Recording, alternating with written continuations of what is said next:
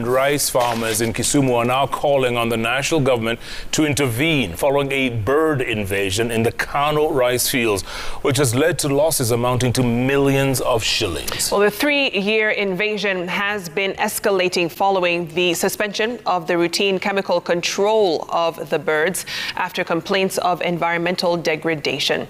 And as Laura Otieno reports, some farmers have begun abandoning rice farming, posing a threat to the attachment, or rather attainment, of the food security agenda of the Big Four.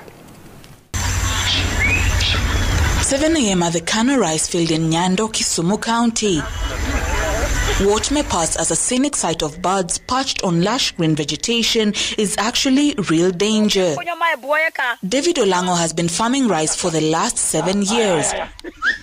Today, we meet him chasing flocks of birds that have descended on his rice paddies. Here, men, women and children join hands to fight a common enemy. Ndege haziogopi. Siku ya kwanza anaweza ogopa kidogo, na siku ya pili ndege zitaanza kukuja karibu, na siku ya tatu zitakupaa hapo. Sasa wataanza kukula hapo karibu na hiyo scarecrow yako. Kwa mtu wa kufukuza ndege, saizi eka moja tunalipa 5,000 kwa mtu moja, na mtu moja hizi akafanya hiyo kazi yote. Inabidi muwe watu 4 ama watu 7. According to the National Irrigation Authority, farmers in the West Kano rice scheme lose up to 15,000 metric tons of rice per season to birds. The papyrus reeds dotting Lake Victoria's shoreline, providing shelter for the birds, and the adjacent rice fields offering a conducive environment for the birds to multiply. The Ministry of Agriculture in the past used chemical control methods in rice fields across the country, but the process was halted in the West Kano scheme following a court injunction sought by a lobby group seeking to protect the ecosystem. There is a company that is currently testing a bird repellent. A bird repellent where they will be able to spray on the rice and it repels the birds without killing them. So the Pest Control and Products Board is currently doing a test of it to evaluate its efficacy in terms of repelling the birds. Kenya's current annual rice consumption stands at 949,000 metric tons against a production capacity of 180,000 tons.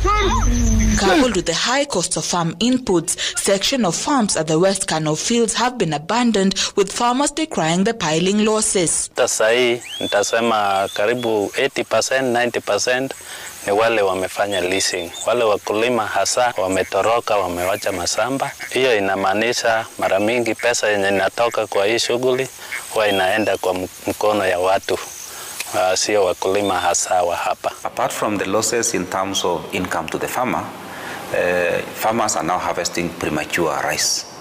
And when you harvest premature rice, just because of the scare of birds, there is a likelihood of aflatoxin to set in the rice.